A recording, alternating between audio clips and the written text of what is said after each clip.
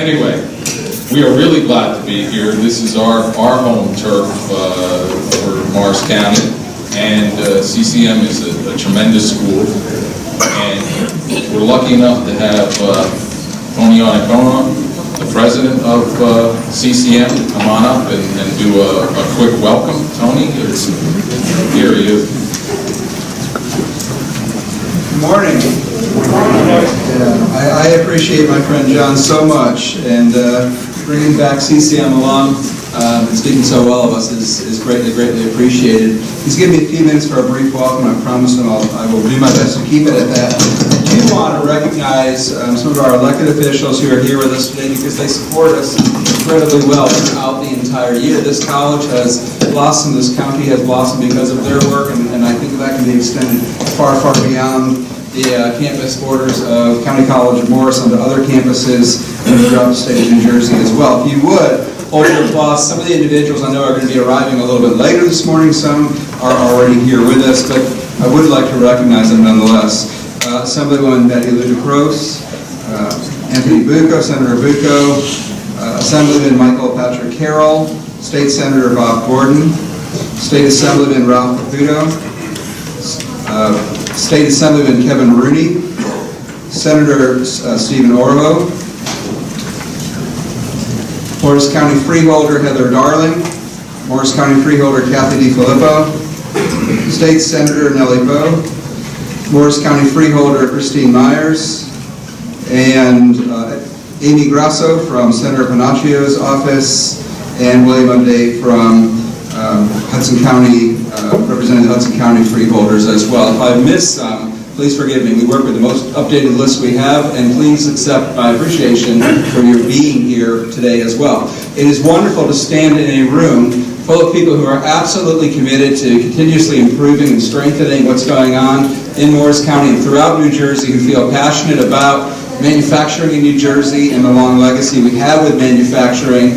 CCM, just very briefly, has a wonderful engineering manufacturing program, and because of the support of industry and elected officials and some very favorable donors, I'm happy to say that we will be constructing a new 30,000 square foot manufacturing building on this campus in the near future. It's our expectation to open that in the fall of 19. Those kind of things happen because a lot of people get involved. When we spent over a year talking with industry leaders, talking to large and small scale manufacturers, and spending time with elected officials as well. And then those things become a reality. It's the partnerships that make such a difference. CCM, like many other schools, partners with its local vocational schools. We have a wonderful partnership, for example, with Morris County Vocational School, where we're able to share space, move students back and forth, and rather than working in a competitive model, we work through a cooperative model to do the most we can for individuals throughout these communities to strengthen us in many different ways. I know we're going to make a lot of progress today. I know we're going to have a lot of good conversations that will have a meaningful outcome. So again, I thank you for taking the time to be here. And look, it's snowing again. Imagine one of my staff members reminded me, I came here from Florida 18 months ago, and I said, I love the snow. I could never see enough of it. So I get reminded of that all winter long. And, my response is, I like spaghetti too, but I don't want it every single night. I'm ready for spring. I'm sure you are. But enjoy this day as well, and thank you so much again.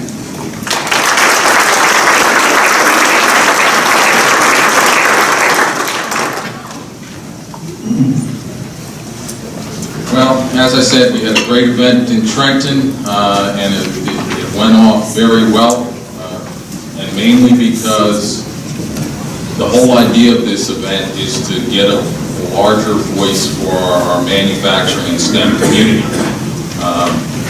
As an engineer and as a former owner of an engineering company and a manufacturing company in the state, I understand the pain, but I also understand that if we don't speak up, no one's going to do it for us. So we need to make sure that our voice is heard.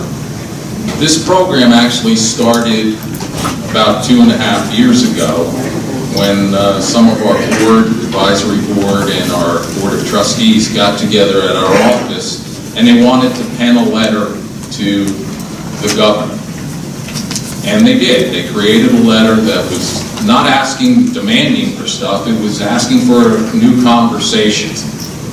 And this letter started to grow from there. We first thought we were going to send it to the governor and lieutenant governor, then we were going to send it to Senator Sweeney, and we're going to do all these things, but it was decided that we really couldn't do that. And if we only had 10 manufacturers signed on to it, it would really make a difference. So we decided to make it a petition. And then in conversations with guys like NJBIA and CIANJ, we decided we were going to have an event. And in New Jersey, no one can drive over 20 minutes away from their house because it's too difficult. We all know that, admit it. We got this small state, you know. I always tell the story, I'd go to a meeting in Dallas, and people would drive from Houston that morning for a meeting and then drive back after it. In New Jersey, we get glassy-eyed, you know. In Morris County, if you say you got to go to Somerset, it's, oh my God. So we decided to have one event in Trenton and one here in Morris County. And as I said, this year we're so lucky because CCM adopted us, and we're going to try to make sure we come back. But what happened in that event is we got about 300 total manufacturers to come out. And while I'm not sure, but I think the 475 firms that signed on to that original petition made an impact, because we were lucky enough that Senator Sweeney and then Senator Gordon, Senator Oroho, stepped up to create the Manufacturing Caucus, and it's been in existence now since last October, and we're making some gains. They're listening to us, they're hearing us testify and understanding more about what we're trying to accomplish. And that's so important, because the reality is we can't assume that the elected officials know anything about our industry, and we do that. And we can't be reactive all the time. It's hard to complain about a new tax or a new fee after it's been voted in. Maybe the time is to discuss it beforehand. So we've got to be mobilized. You know, it's incredible what we do in this state, and while I thought NJMEP was the best kept secret, I still believe manufacturing is the best kept secret. This is from the DOL, and these are the numbers that you may see. Now, for some reason, the DOL splits out life sciences companies, but we know they're manufacturers. So, you know, their number comes up over 10,000. Our number, based on NAICS codes, is actually 11,130. You put those numbers together with STEM and technology, labs, engineering firms, and believe it, if you've ever been in construction, that's manufacturing too. Food, manufacturing. Transportation and logistics, that's over $100 billion impact to this state every single year. But who would know that? Because we're dead, right? Well, if we don't tell them, they don't know. I love and hate this slide. I hate when it's so cluttered that you can't read it, but I'm not really expecting you to read all of it. We put it together to show our elected officials that there's manufacturing in every single district. And in fact, between these two events, all 40 districts had at least one manufacturer or STEM company come to the event. 11,130, 378,000 people that are working direct for the industry. They can also vote. But as many of us know, manufacturing is the only industry that actually supports at least 4 other jobs. So when we're talking about manufacturing, we're looking at 1.9 million people that are connected somewhere in this state.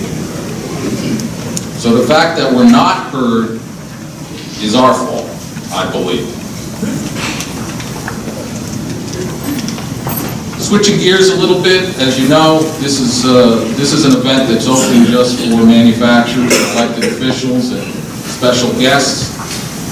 But Manufacturing Day, National Manufacturing Day, our event keeps growing, and that's October 5th. And my goal this year is to get the governor to come. And I'm not saying that lightly. In my 6 years with MEP, I haven't been able to get the governor to come to an event, and I'm going to get this governor to show up. I think that's important. I think that shows some game. And Lenore DeSantis, our CFO, she's going to hit me, but I keep challenging her that we have to increase, and we want to have 700 manufacturers come out. Last year we had about 500 attendees. This year we're trying to beat that. Another thing I'll talk about, because manufacturing does care because of a lot of the things that we do, and we at MEP really get engaged and involved. And yeah, that's actually our team at the food bank, pumping stuff out. We've now supplied over 100,000 meals through our programs, plus a lot of the manufacturers have donated food and drink and so on. So it's pretty neat that we're engaged. And through our program that we run a golf outing, which we call the Jersey Guys,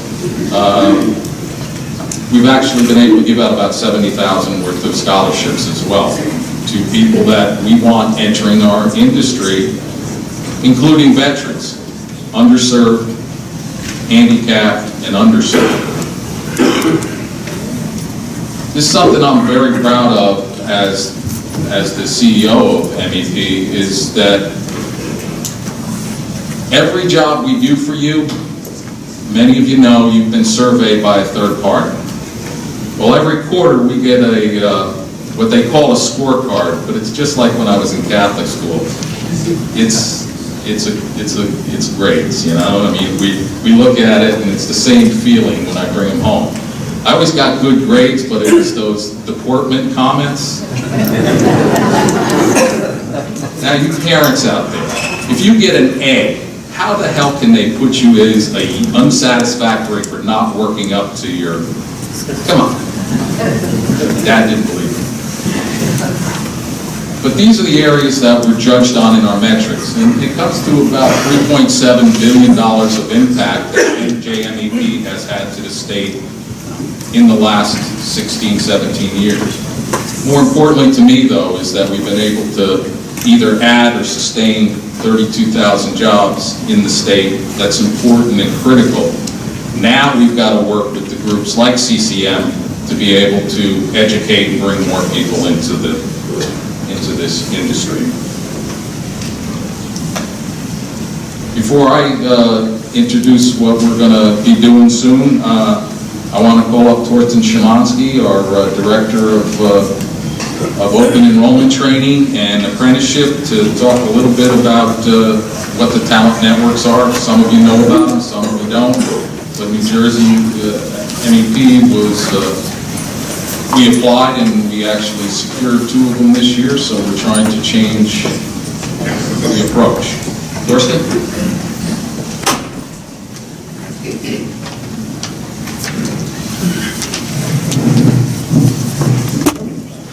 Good morning. It's really exciting to see so many familiar faces. It's very exciting to see so many future familiar faces. So welcome this morning, and well, we have spring. We are in good shape. And I have exactly 5 minutes to tell you a little bit more about the talent networks that were awarded to NJMEP for 2018. So NJMEP is going to be the host of the Talent Network Advanced Manufacturing and TLD, and we are quite excited and very honored to have the opportunity to change things around when it comes to talent development, when it comes to career paths in New Jersey, to career talent pipeline for our state. What we are going to do is we are going to be in the field and we are going to connect employers, manufacturers, TLD companies, of course, education. We are going to bring parents and students to the table to create these kind of pathways we are looking for to ease the pain that we call skills gap. That's the idea behind it. And the talent networks are financed and supported by the Department of Labor and Workforce Development.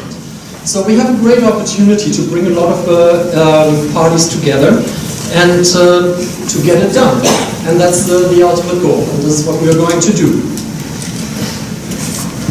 So what we are going to do as the talent network is we are collecting a lot of information to create programs out of this that we are going to execute with the help of our talent development centers.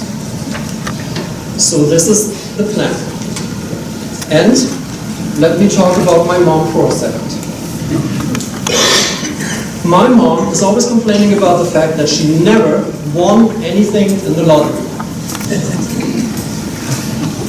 But she is incredibly proud that she never spent a dime on a ticket. Think about it for a second.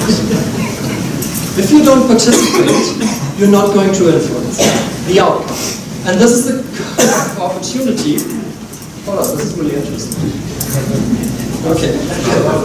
I cannot turn it on again. So, this is exactly what you need in this book. Okay. This is really interesting. Maybe it's your mom. Okay, if the next light goes out, I'm gone. So, we need your help. We need your support because you have the kind of information we are looking for when we are creating these career pathways. And this is exactly...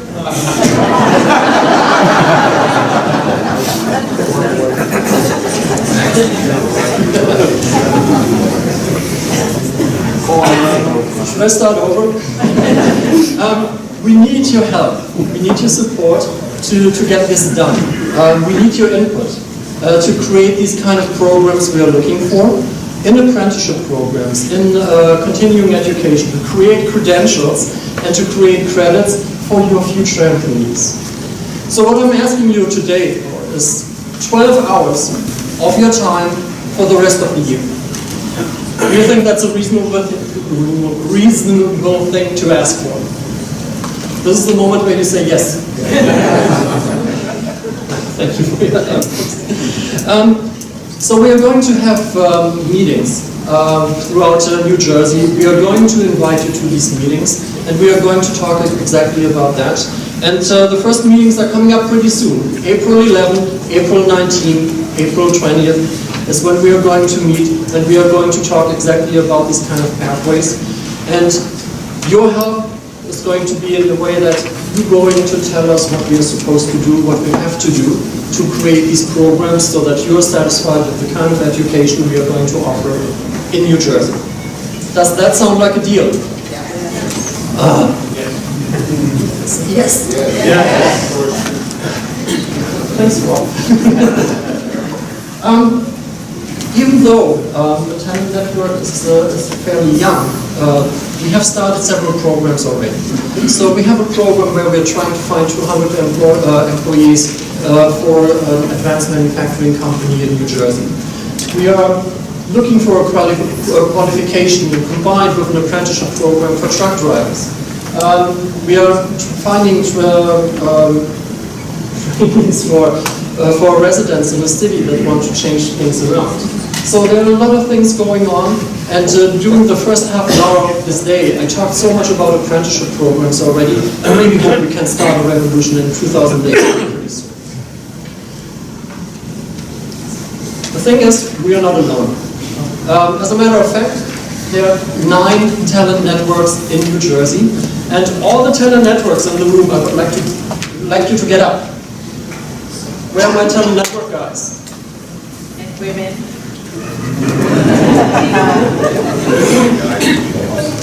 Yeah, I'm in so much trouble now. So we have the Talent Network Advanced Manufacturing. We have the Talent Network TLD and women.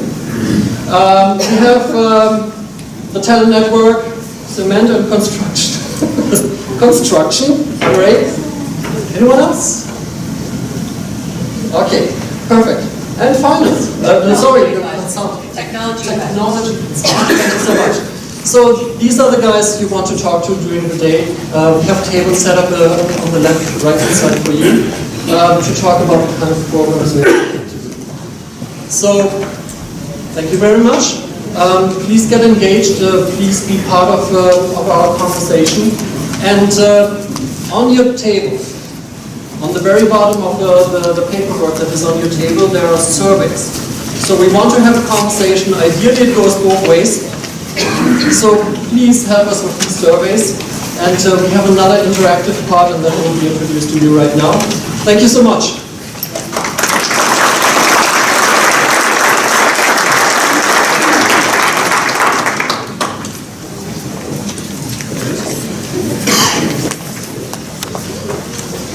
Torsten's too nice. We're in New Jersey. We're locking the doors until you fill up. No. Plus, I got a text from your mom. She wants to talk to you.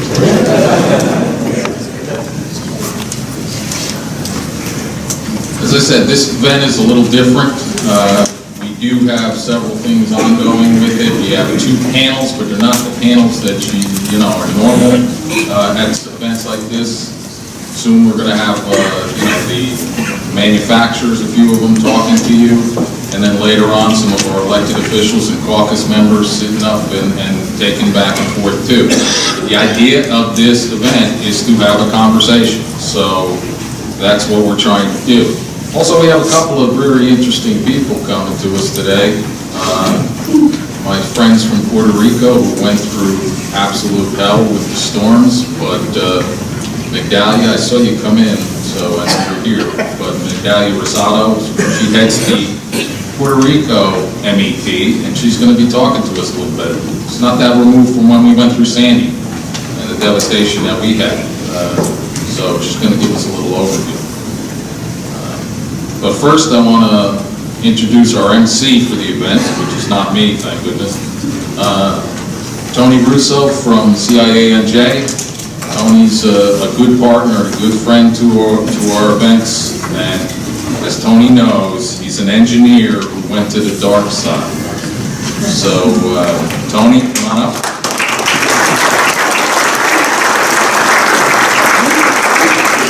Good morning, everybody. I guess the dark side was that I actually graduated NJIT and went to work for the DEP. So how many here are fans of DEP?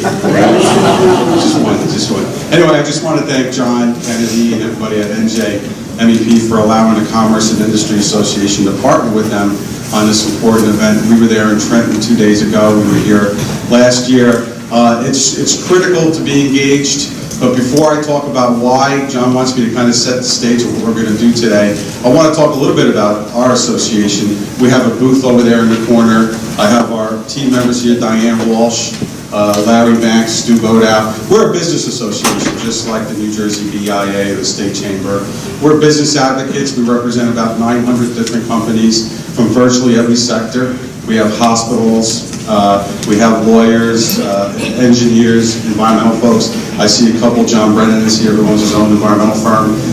And what I like about the manufacturing members, and I'll tell you a quick story about how important your industry is. I'll go back to when I first started my career in Trenton 18 years ago.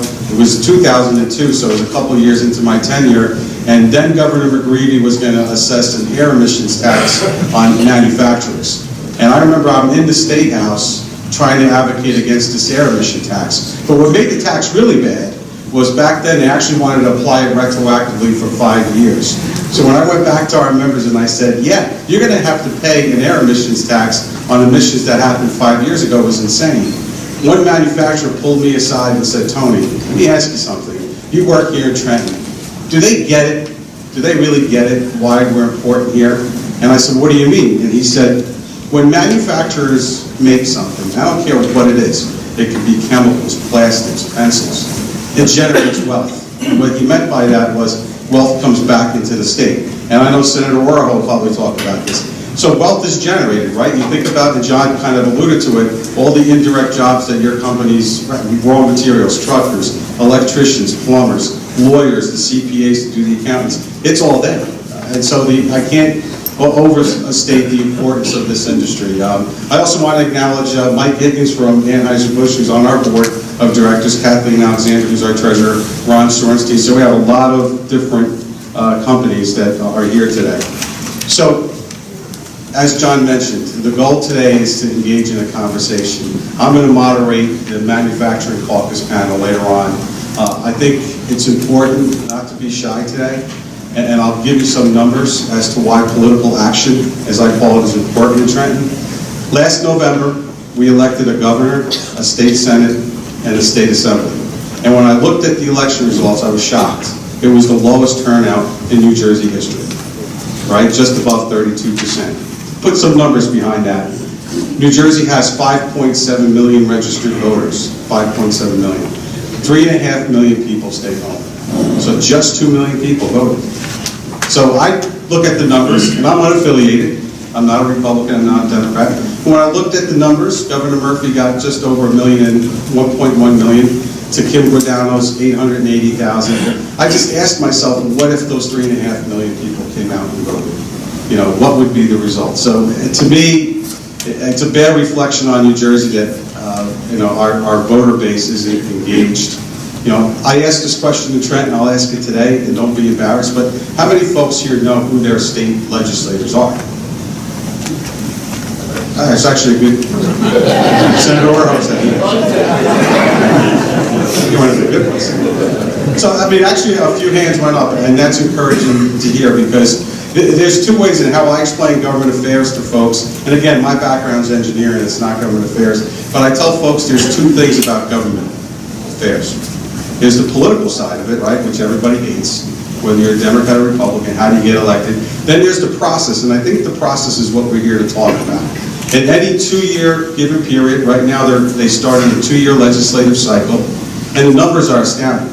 More than 10,000 bills get introduced. 10,000. Because just like your constituent, there are a lot of other constituents that approach Senator Orho, Assemblyman Rooney, and say, I have an idea, there ought to be a law. And so these 10,000 bills get introduced. Take a guess, out of the 10,000 bills, how many are actually signed into law? Just 400. So it's not a lot. And then you get situations like the gasoline tax. And I got to tell you, and again, I don't want to be biased in any way, but when the governor released his budget a couple of weeks ago, I started getting a lot of emails saying, wow, Tony, he's increased spending by $2.5 billion. We were down in Trenton yesterday fighting a lot of issues that probably impact your companies, whether it's minimum wage, paid sick leave, pay equity. And again, I want to be careful because the optics, of course we're supporting pay equity, but when you do the deep dive into the details of the bill, that's when it becomes problematic. And it's the compliance aspect, just like paid sick leave. A lot of our members say, Tony, I'm not worried. I give what I call paid time off, right? So I'm covered. And I say, well, stop, wait, look at the details of the bill, there's a problem. So it's action like that, and I think the goal of today, when we adjourn, is I hope Senator Orho, Assemblyman Rooney, and I know Senator Gordon's in the back, although he's not officially stepping down yet, but I guess you did. We'll talk about that. He did, okay. But it's important to arm our leaders in Trenton, whether they're Democrats or Republicans, with ideas. Ideas as far as what can help your companies, but more importantly also, explain why certain bills will hurt. So with that, it is my pleasure to introduce the former senator, right, Senator Gordon, from the 38th District. I think he resigned yesterday, Senator? Wednesday. So when we had this event in Trenton, he was still the state senator from the 38th District, but he is leaving the Senate to go become a commissioner of the Board of Public Utilities. So congratulations, Senator. And just a couple other things about the senator. He's was chair of the Transportation Committee, was chair of this manufacturing caucus, a senior executive at Adelson Young. He's been in the Senate 10 years, or was in the Senate 10 years, and in the Assembly before that. But a good person, a friend to business. We appreciated his efforts up in Bergen County. So I'll turn it over to Senator Gordon, former senator.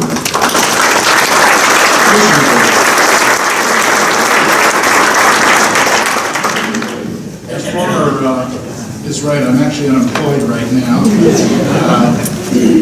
First of all, I want to thank you for the invitation to be with you today, and I also want to just thank John Kennedy for the invaluable assistance he provided to the manufacturing caucus over the past year. When John introduces me, he likes to mention my manufacturing background. My family in 1939 brought our yarn mill from New York to Patterson, and about 3 generations operated that on Lower Market Street in a building that was once part of the Cook Locomotive Works, powered by water. I like to say that I managed the business for a number of years in the 1980s. And I like to say that we operated at the cutting edge of the 18th century because we were basically using technology of Samuel Slater. We just were using electricity as opposed to water to get everything to turn.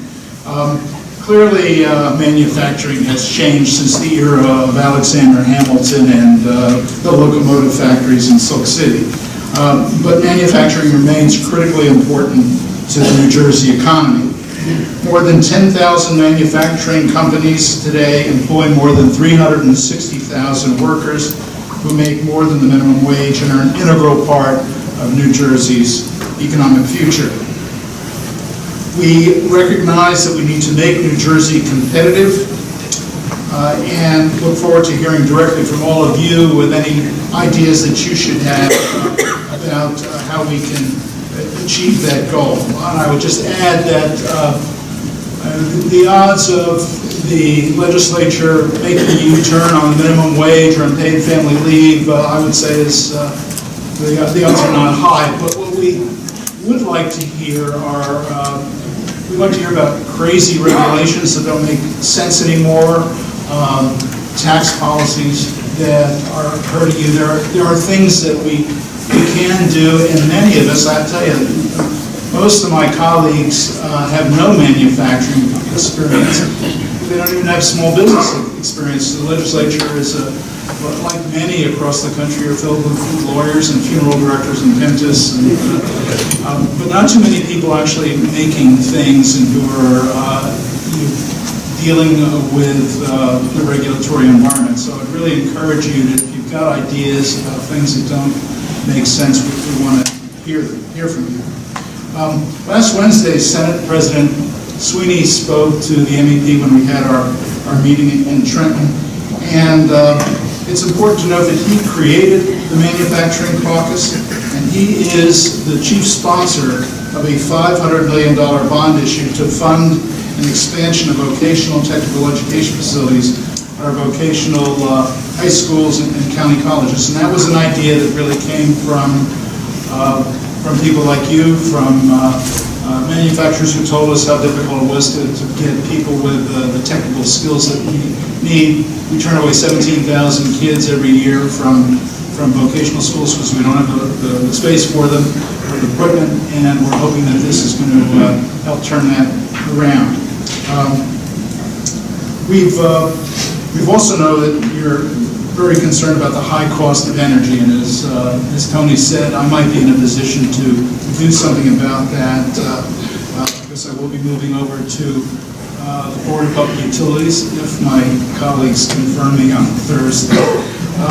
But clearly the cost of energy is something we need to be very sensitive to, and I have to say this is really the first event I'm appearing at, speaking at, since leaving the Senate. I can't think of a better group to share the moment with, and I'm looking forward to working with all of you and getting your ideas. And even though I'm going to the BPU, I am not disappearing. I'm bringing the things that I learned from my Manufacturing Caucus experience and from all of you, and I hope we continue that dialogue going forward and together make New Jersey the leader it once was in manufacturing